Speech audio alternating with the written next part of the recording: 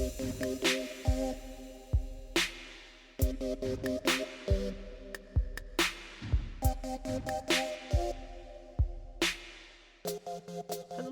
everybody, and welcome to day one of Extra Life at E3 2019. I'm your host, Jack Gardner, and with me is Zak Wojnar and Naomi Lugo and Marcus Stewart. And together, the four of us are going to talk about everything we've seen, done, talked to everyone we've talked to, and cool stuff that's been going on here at E3 this year. We're really excited to talk about it. And we are recording this at almost 11:30 at night because we care about informing you and sharing our experience with us, with you, with us sharing with you. But that being said, we've all had some pretty packed days, so who would like to go first? We didn't really establish this before I started recording. Everyone pointed at Marcus. Okay, Marcus, what's been really cool at the show today? They remade that Final Fantasy VII, right? That one game that everyone really likes from like 20 years ago. They made a new one, but it's the same game. It's just nicer. Yeah, yeah, it's real too. I played it. I played Final Fantasy VII Remake. I played Cloud, and he looks better than ever. Gone are the polygonal hair and the paintbrush arms. He's got normal arm. Yeah, if you ever look at that old model, I've always thought his hands look like paintbrushes. They really do. Go look at it.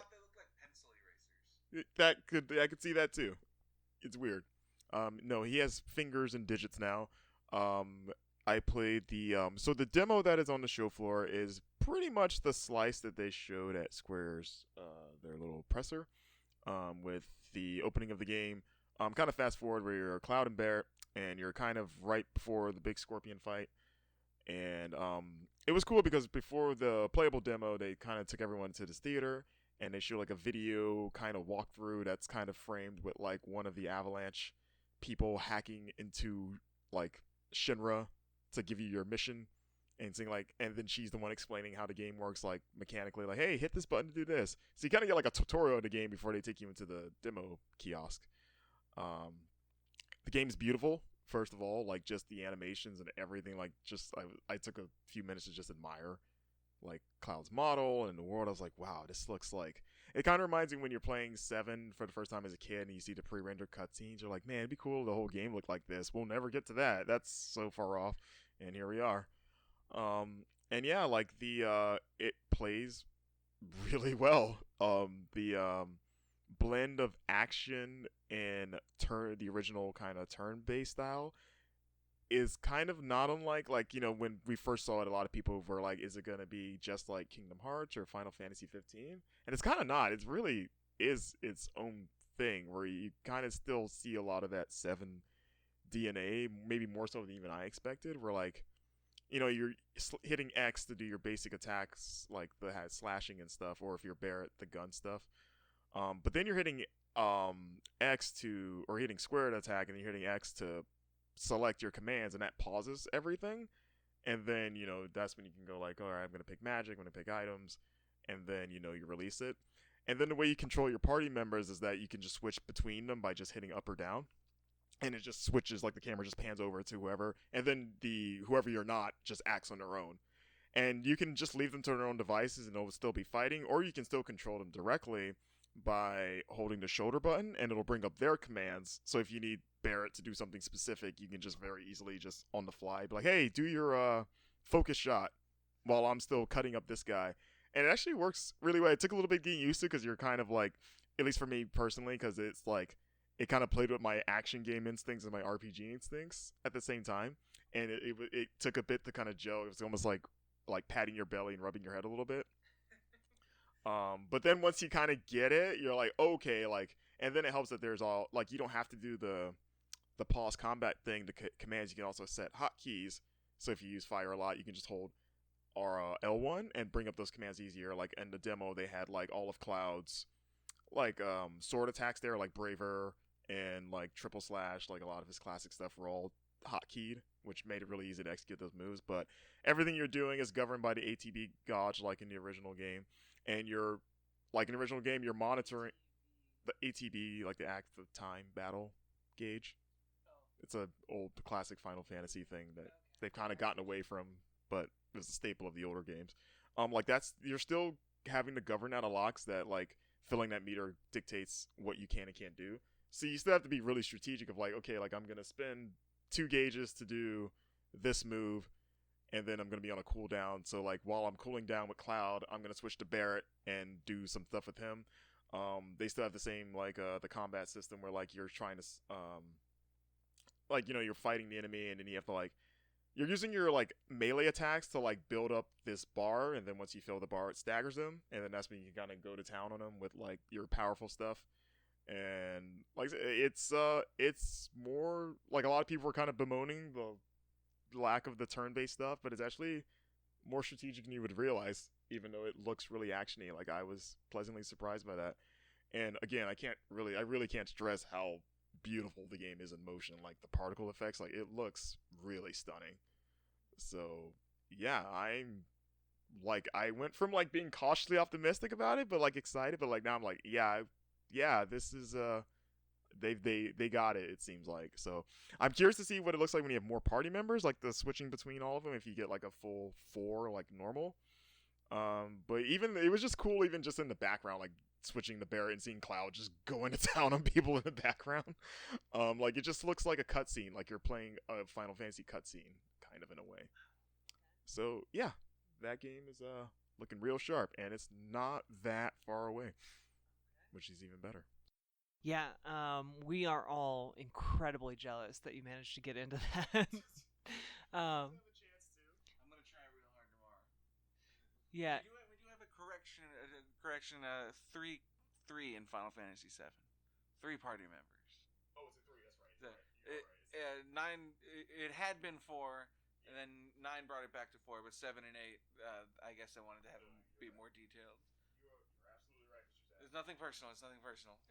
But the corrections were just gonna flood in if we didn't address it here and now.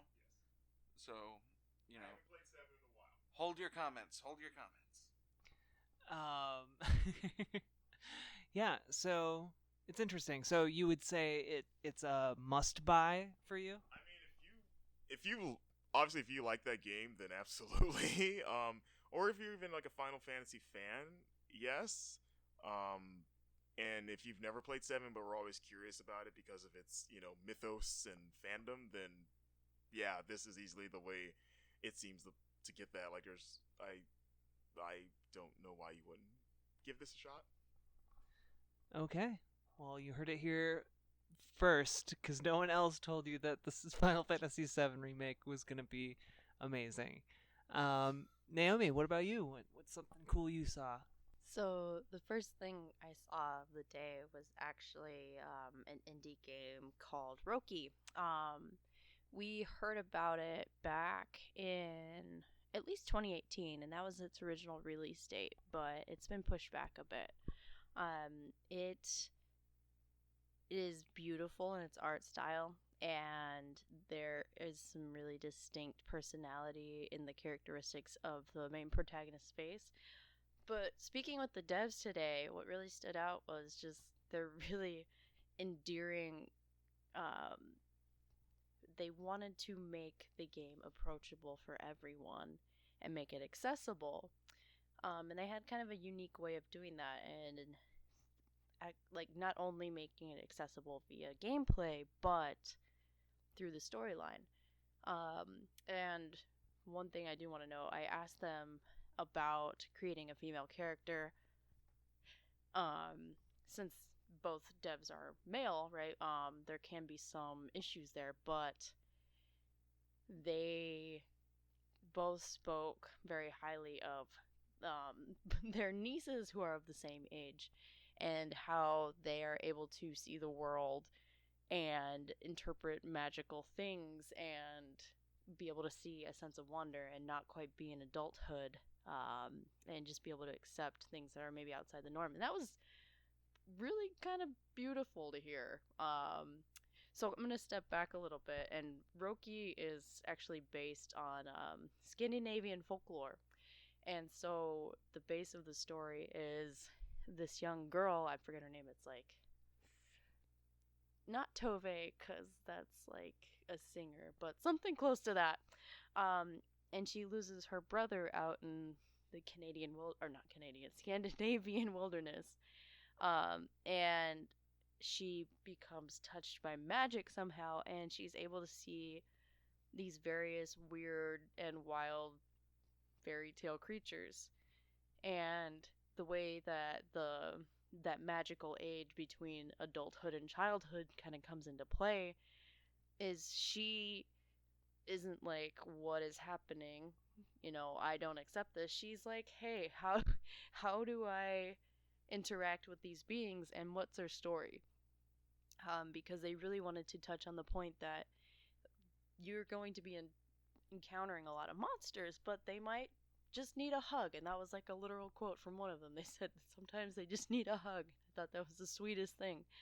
So going back to the approachability and accessibility, that just really seems like a cool way to do it. Like, they touch on some really dark themes like loss or redemption, stuff that might not appeal to children, but they somehow intertwine that in a way that a child will appreciate as well as an adult.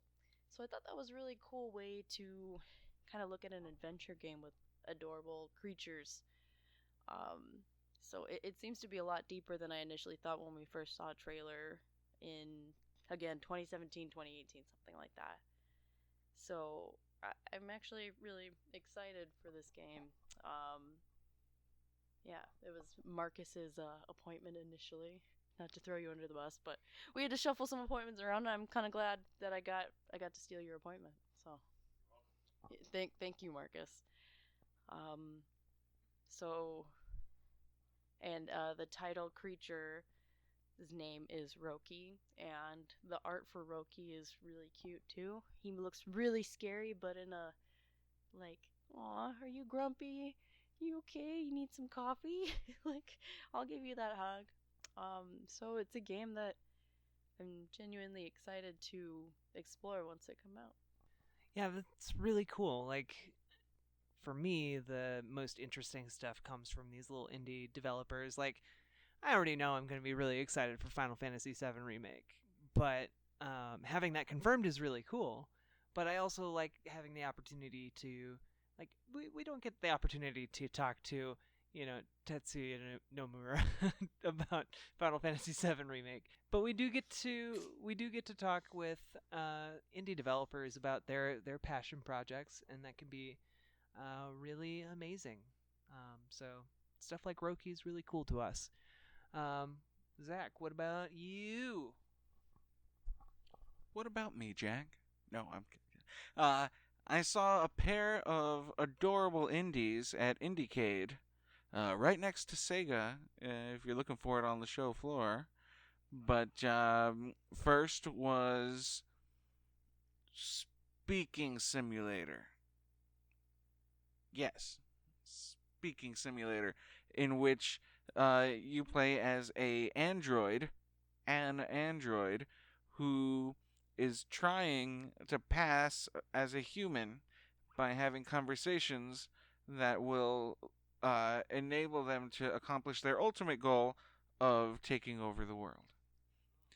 And the way to navigate these conversations is by using a combination of the mouse to a PC game, using the mouse to drag the jaw open and shut and side to side, and using WASD keyboard controls to move the tongue to hit buttons inside of the mouth, and using those controls to put words together.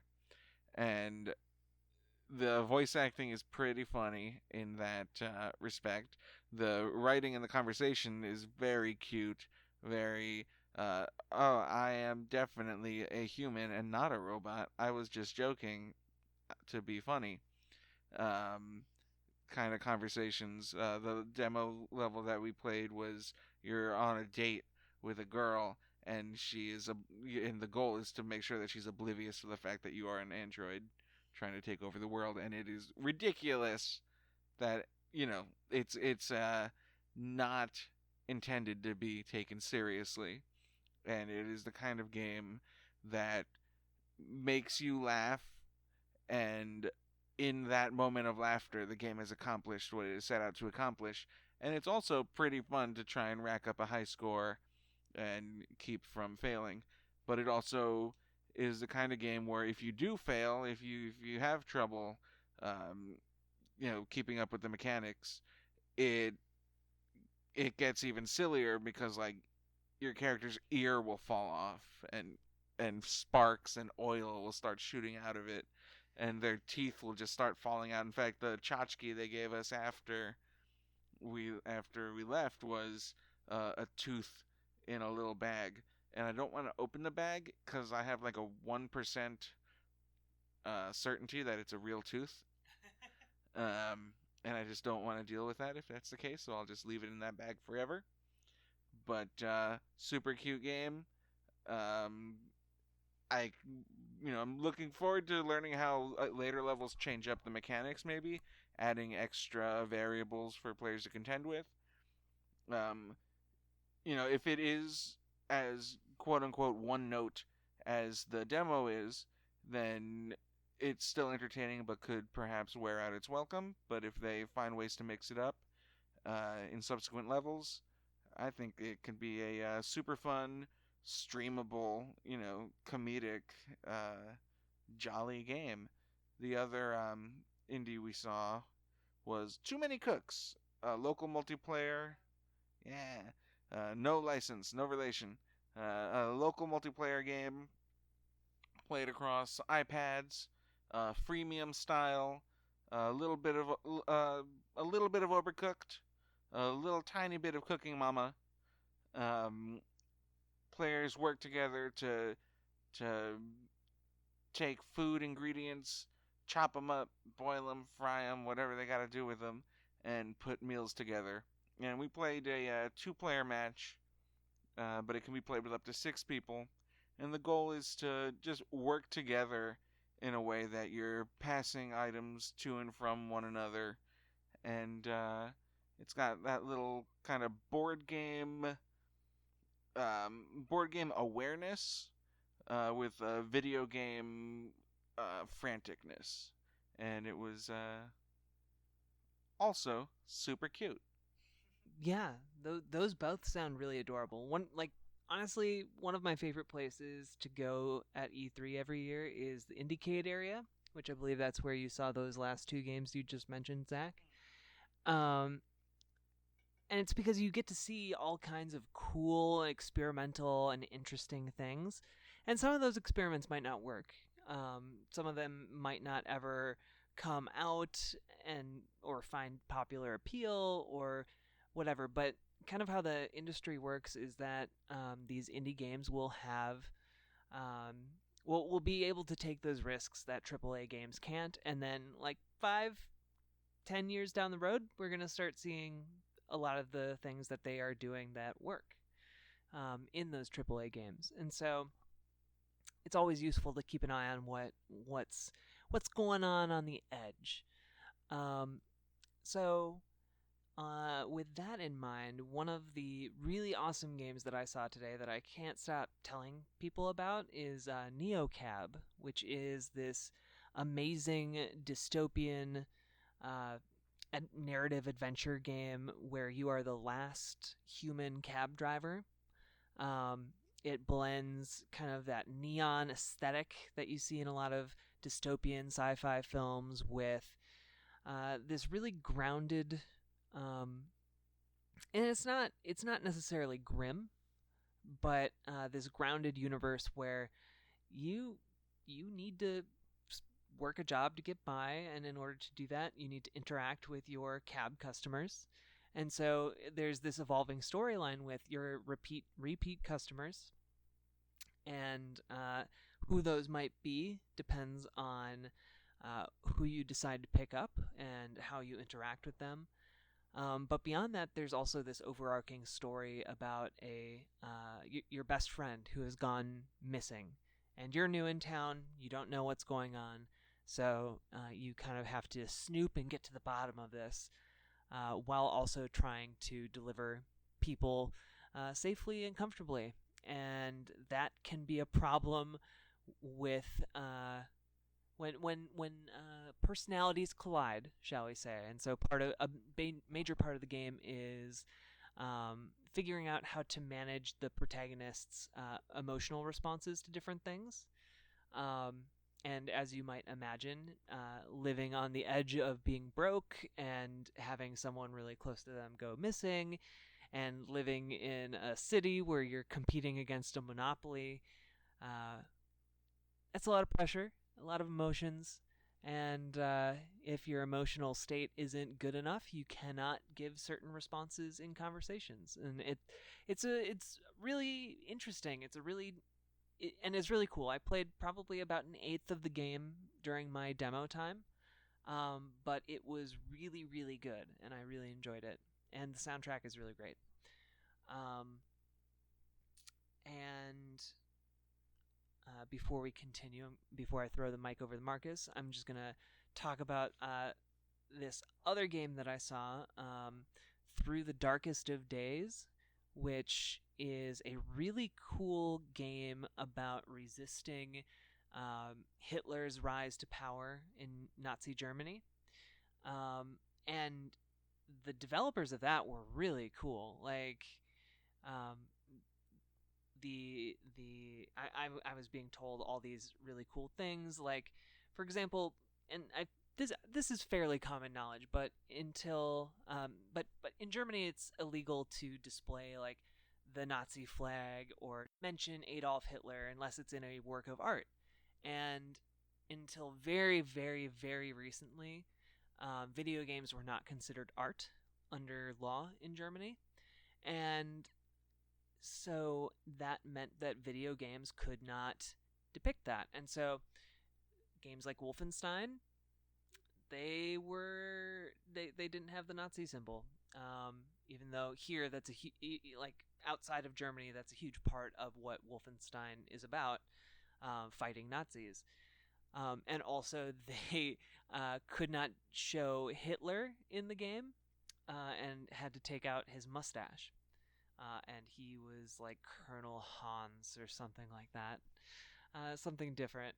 But that all changed, not directly because of this game, but it definitely was at least pushed a little bit by this game and the developers.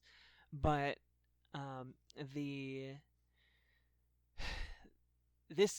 let's just say Through the Darkest of Days is the first game coming out of Germany that has kind of crossed that threshold and chosen to depict these symbols and people, and that's because it does so in a very historical context.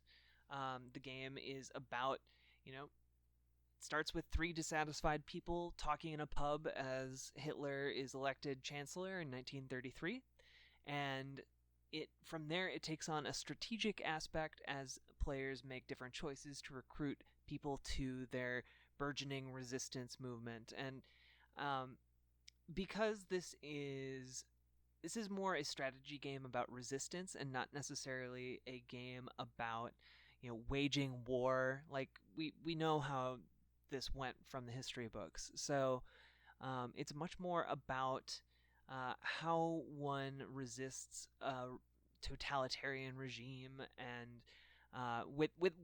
while also surviving, because often direct resistance is met with violence and death. So it's a really interesting game, and it's done in an art style that the developers described as an art style that would have been banned under Nazi Germany. So it's a lot of the art styles that were in vogue at the time. So you can see some like postmodernism and um, cubism and like basically deconstructions and movements away from the heavily realistic stylings of the past. And so that's all really, really interesting and cool. And I just, it's also developed by a bunch of people from who formerly worked at Jaeger, and they're the studio that made Spec Ops: The Line. So they just kind of after they left Jaeger, they kind of looked around and took stock of the world and decided that as part of their active resistance, they would make a game about resisting extremism, and I think that's pretty rad and cool. So, and those are the two things that I saw. Marcus, what about you? Hey, so I played Asshole at IndieGate, a really actiony game because I love action games a lot, called Kill Squad, and it's a Diablo-ish kind of top-down action game, but it's co-op focused where up to 4 players work together to go across these procedurally generated maps to tackle missions like and facing waves of enemies, and missions can range from like protecting an objective or killing a boss. But what's cool about the game is one, it looks really nice graphically, like it's kind of got like a AAA look to it despite it being indie. It plays really smoothly, like animated. You get a choice between, at least in demo, 1 of 4 heroes, but the developer said that there will be more heroes added like post-release.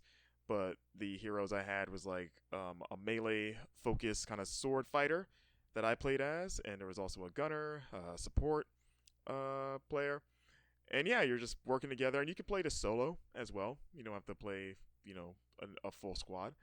But yeah, you're like top down, running across these maps.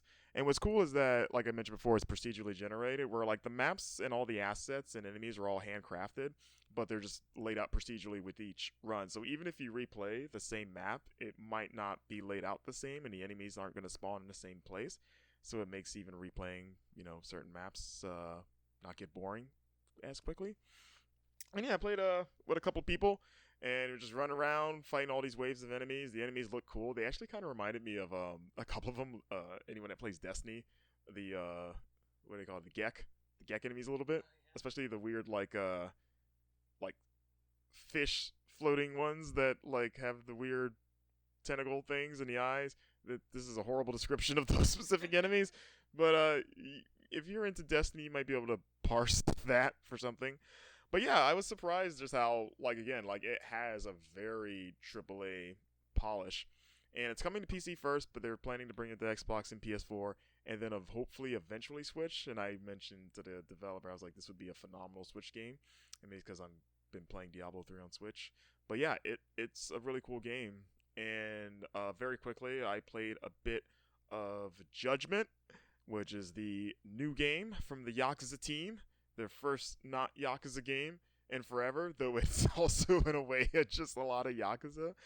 And if you're not aware of this game, it's you play it as a disgraced lawyer, like a defense lawyer, who walks away from that life after he defends a person who was accused of murder. He manages to get this person acquitted, only for his client to immediately be accused of murdering I think it's his fiance or girlfriend or something. But basically, he may or may not have killed someone, and because he got this person acquitted in the first place, that kind of, pushes him to quit being a lawyer. And then it jumps 3 years later to where he is now a private investigator and trying to solve like a bunch of mysteries. And that's kind of where the demo picks up, is right after that 3 year later mark. Like I said, like Yakuza, you're like, the world is pretty much designed just like Yakuza. You're kind of in a big explorable hub area of Tokyo. At least I believe it's Tokyo. And you're going around running, you see the same kind of shops. Like, this is where you buy the food, this is where you buy the weapons or whatever. And the combat is very Yakuza. You're hitting like your light and heavy attacks, You can pick up weapons and do cool like executions with like ridiculous like I'm gonna pick up this bicycle and just slam it on a guy's face. It's pretty. It runs on a Yakuza 6 engine, but it's like it looks like a better version of that engine. Like the Sega rep told me that this is the best like looking and performing Yakuza like or at least game they've ever made, because even though Yakuza 6 came out last year, right, in the States, it had been out in Japan for a few years, so it's actually that engine, at least that game, is a few years old. So this is actually like the newest, I guess iteration of that, and it looks really nice. Like it looks like in a weird way, like a almost like a remake of like Yakuza. Like it's a really nice looking game, and like the fighting and the animation looks cool. It still has a lot of that Yakuza just over the top goofiness. The short time I played with it, like I got in like your character, who I don't remember his name, and it was also in the English dub. So this is the first game that has a complete English dub. So but you can still play it in Japanese if you want. And he's like dressed up as a homeless man to kind of blend things, or like you and your partner trying to find a suspect. And then after he tells his partner like, "Hey, lay low, don't get in any trouble," a bunch of like punks bump into him and treat him like crap because they think he's homeless, and they're like, "Get out the way!" And one guy even kicks him in the spine, which is a bit much. And then your character's like, "I'm gonna teach these guys a lesson," and your partner's like, "Didn't you just tell me to like not to keep my head down?" And then he removes his disguise, which is weird because he takes his disguise off. And when he's a homeless man, he has a 5 o'clock shadow, but now he's clean shaven. So I don't know if he just like peeled that off of his face, but whatever. And that's kind of where they teach you how to fight. You beat up these thugs, you're throwing cones and bicycles at them and stuff. You can do wrestling moves to them. And then you kind of do the one thing that separates this game from Yakuza is the investigation stuff. So they tell you to chase after the suspect, and they give you like a composite sketch of him. And you see like the features to look for. Like this guy has like a bowler hat, or not a bowler hat, but it's like a hat. He's got a distinctive mole in his face. He wears this jacket, and they put you in this area that has a bunch of people, and they're like, find the guy that matches these features. And this mode is entirely first person, and the idea is that you're scanning everybody, and you choose to focus in on them, and you can like you hit like R2 to zoom in on their face, see like does he have and they have like a checklist of all the things to look for, and you're like, okay, he's got this, this, and this. And then you can, if you think you're sure, you can hit X to confirm, and it'll tell you like whether or not you're right. It seemed pretty easy. I'm sure it'll get more complex, but like the first time you do it, I like found him immediately. Like, oh, there he is. And then once you get that, you have to follow him. And this is kind of the only part I didn't like, just because I'm not a fan of the tail the person and don't get too close, but don't get too far away thing in video games. And a lot of games kind of gotten away from that. So I was like, oh man, when was the last time I played one of these kind of missions? And it's pretty much that of like you're following him, and there's points where you can hide behind things because like occasionally he'll feel like he's being watched, and there's like a meter you have to govern of like if it gets too high, he's gonna get freaked out. So you're doing that for a while, and then eventually you're just gonna follow him to where you confront him and take him down. I didn't play that long to get to that point, but other than that, I looking forward to the investigation stuff of it. That could be really fun, expanded upon. And it's already working on an existing, like, fun framework with, like, that Yakuza combat and, again, that just goofy, weird sense of humor that series has. And what's the best thing about it is that it comes out very soon, because it comes June 25th. So we're going to have to wait that long for it. Yeah. Judgment. I'm hoping to get a review up of Judgment pretty soon. And you can check that out over on community.extra-life.org. But Naomi, did you see anything else cool that you want to talk about? Absolutely. And I spoke about this during our live stream. Little live stream plug there. Indeed. But I played an indie game, an indiecade called Sloppy Forgery, which is a great name if you have no context. But the premise of the game is you are competing against an opponent to see who can make the best, most complete sloppy forgery of a classic painting. And it is really, really fun. Think like Pictionary, but like on a time limit, and with limited resources on purpose. It's really fun, and it's just a really simple concept. And I guess the person who came up with it is like a art professor or something like that. So it has a little bit of depth there. I trying to remember what I had to paint. Oh, it was the old woman in a chair. I have no idea what that painting is called. The the old woman who's like sitting in a chair with the hat. Okay. Oh my gosh! If you were art nerds, you would know what it was. Oh, boo. Um, so you get this little sense of panic when it starts. You're like, where do I even start? What does this game want from me? How do I make a complete painting in its eyes?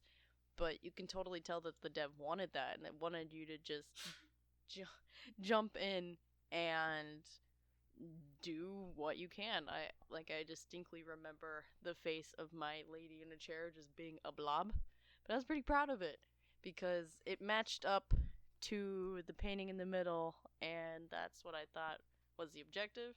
I still lost.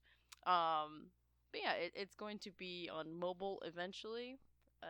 We played it on PC, and I hope to see it again someday and challenge people to painting classical paintings really badly. such such as the old woman in the chair with the hat. Gosh, that classic painting that we all know and love, the one that we all immediately thought of is the correct one.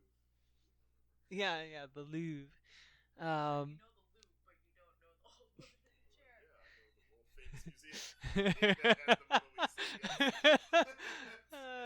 yeah. Oh gosh, what about you, Zach? You have anything? Yeah, okay, of course. I saw another indie title. This one was called Marvel's Avengers, and this was not a hands-on demo, but it was live. It was a presentation at the Square Enix booth where we sat down. They instructed us to not take our phones out by any means, or we will be asked to leave. Which, Thor was there with a hammer, and he just was like, I'm gonna put the hammer down on your head." Uh, yeah, none of that is true, except we were not allowed to record. But it was a live demo. The level that they played was the level from which everything that we saw in the teaser trailer at the E3 press conference was cut, and it was a very mysterious game when it was first announced in 2017 with the pre-rendered teaser. It's a very mysterious game with that E3 Square Enix presentation, and it remains a very mysterious game even after seeing it in action live. And part of that is because the level, I'm very confident that the level that we saw is the prologue of the main game. It's A Day when the Avengers are to get an award, Avengers Day, but then all heck breaks loose, and you've all seen the trailer by now. You know how it ends. But the level was designed such that you'd play as all five of the Avengers that they've shown off so far. You start out as Thor, fighting in the street with just awesome ragdoll physics everywhere. He's hitting people with his hammer, and they go flying, then become Team Rocket twinkles in the sky. And then it segues, and great segues between gameplay and cutscenes, just completely seamless, which may be grating, once you play the game a whole bunch, but in terms of the presentation, it was very slick. Next, they played as Iron Man, and it really showed off how every character has melee and ranged attacks, shooting lasers and rockets, while also getting iron fists, so to speak. That's not what I said, Marcus. His iron fists, Iron Man and his iron fists. He has two little iron fist guys on the end of his arm. No, yeah, two little guys. The Game of Thrones guy. What's his name? No, the actor. But yeah, Game of Thrones. But Iron Man doing his Iron Man thing. A lot of the fight moves you could kind of recognize from the movie, or the various MCU movies. He does a cool kick that's straight out of Infinity War, the one that he does to draw a drop of blood from Thanos' cheek. After that, it goes to the Hulk, who doesn't seem to have ranged moves, but he did this great. It was a showstopper. You could hear everyone applaud, even though he had headphones on, where he holds one henchman in his left hand, then grabs another one in his right and just claps them together, and they just collapse in a heap. Oh yeah, he kills them dead. And so does Iron Man. None of these guys are alive, or at the very least, they're never going to walk again. Every bone in their body is turned into jelly. Who are they fighting? Bad guys. They're fighting bad guys. They are fighting the minions of Taskmaster, which I was going to get to, but I'm leading you all on a story. This is an adventure. It's a journey. Yes. And so then it cuts to Captain America. Again, cutscenes. It's telling this narrative, this high stakes, high momentum. Battles are going on all over the place that we're not privy to, but we play a little bit of Captain America on the helicarrier, and his moves are like a bulkier, more brutish version of the Captain America that we know from the movies. A lot of MMA style takedowns, but also a lot of throwing his shield and then doing a flip and kicking it so it does another hit onto an enemy. Very cool looking, very flashy. And then the boss fight against, of all people, who would have guessed, Taskmaster comes. What? Yeah, I know. What's he doing here? He's doing something mysterious, and it plays a little bit into the story, where the story is talking about how, was the helicarrier sabotaged, or did it get destroyed as a result of Tony Stark's incompetence? Did he make a mistake? And that's kind of not laid bare, but it seems pretty obvious, at least based on the demo and all of the hints that we've seen, that it was indeed sabotage. Taskmaster is not a master planner. He's not a master at tasks, but someone is pulling his strings, and Black Widow gets this information out of him while she's punching him in the head, and they're flying around all over the place. A combination of quick time events and straightforward actual boss fight. Black Widow has sweet dual pistols, but Taskmaster is someone who adapts. Every time you use an attack, it becomes useless the next time you try to use it. And so basically, Black Widow has to go through her entire arsenal in order to win the fight. And then the demo ends when the helicarrier goes sky high. But, it shows that these characters all play very differently, but have unifying themes. Everyone seems to have melee combat, and everyone seems to have ranged combat. But beyond that, there's still a lot we don't know how multiplayer works. The demo does not say that. We don't know anything about post-launch and the structure of the game. But I can't say I'm not intrigued. It looked very cinematic, very high-octane, high-stakes action that the type of which that makes me happy.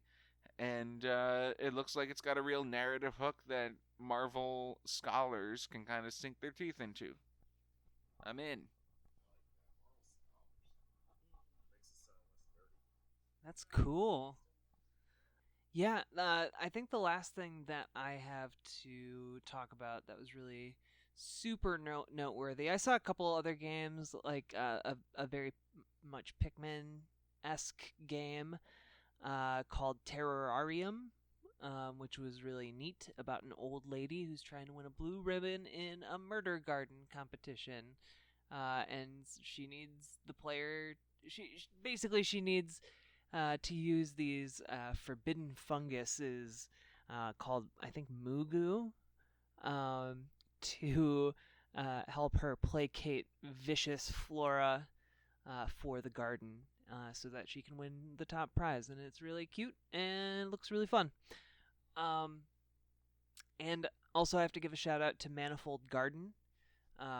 It's being made by William Shear, and I've seen this game pretty much all the way from the beginning of its development to now, and it was really impressive the first time I saw it, and it's even more impressive now. It's basically a puzzle. It's a puzzle game with infinite geometry, and it's absolutely gorgeous, and you should definitely check it out. It's going to be coming out this year. Fingers crossed. So do that. On top of that, the last appointment I had today was with Eline Media, and they made the platforming game Never Alone. And they showed me two games, The Endless Mission, which is basically a game designed for young adults that, with the goal of basically giving them a game experience that is really fun, but and really fun, and with a storyline that's actually really well done and fleshed out. And Jennifer Hale is one of the voice talents in the game. It's actually a very star-studded cast of voice talent, and essentially the game aims to, instead of just like passively existing in a world of technology you don't really understand, the game is trying to help you to understand how the things around us, the digital worlds around us, actually work. And it does that by simplifying them all, like a bunch of very difficult concepts, down to special powers. And those powers can be implemented in a wide variety of interesting ways across a wide variety of different genres of games. Because essentially what the Endless Mission is a tool set for an intro to game development. And it can be as simple as mashing two of the pre-existing genres that are in the Endless Mission together, so like a racer and an RTS, for example. And then from there it can get more complicated, like you can make the cars really, really big and the world really small, so you're racing really big cars in a really small world. And so stuff like that. Like, you can fundamentally alter everything, and it starts as easy as a power that is, on a power wheel, like, for example, almost a force push like ability. But eventually that gets up to changing the positioning of a door. Like, a gate has fallen and the enemy is coming closer, and you need to change the positioning of this door. But the only way you can do it is by actually changing the positioning of the door in coding terms. So changing its XY coordinates and how it's oriented in the game world, which is really interesting. And it can go from that all the way to essentially coding in Unity, which is really, really cool, because apparently there's a real hunger out there to learn this stuff, and that's interesting. And on top of that, I also got to see Beyond Blue, which is the game that they've been working on with BBC World. It essentially uses a lot of the unused documentary footage that they shot for their recent ocean documentaries and translates that into a video game set 15 years in the future, with some vaguely sci-fi tech, and it's basically the story of scientists exploring the ocean and discovering cool stuff down there, and who these scientists are and what's going on in the ocean is kind of like the main thrusts, and it's really, really cool. Definitely check it out. Thank you, everyone. Thank you, the three of you, for showing up and just giving it your all. You've been bouncing up and down and all around, and it's been great seeing you give your all at 12 o'clock in the morning. But I appreciate all of you, and I appreciate everyone who took the time to listen to this, because gosh golly, you're the best. And you can find more stuff that we've seen and more in-depth articles over on community.extra-life.org, and as well as our social media challenges, our social media channels on Facebook and Twitter and so forth. Also, head over to extra-life.org and sign up if you haven't already. It's for the kids. Just do it. And with that, we'll see you on the flippity dippity.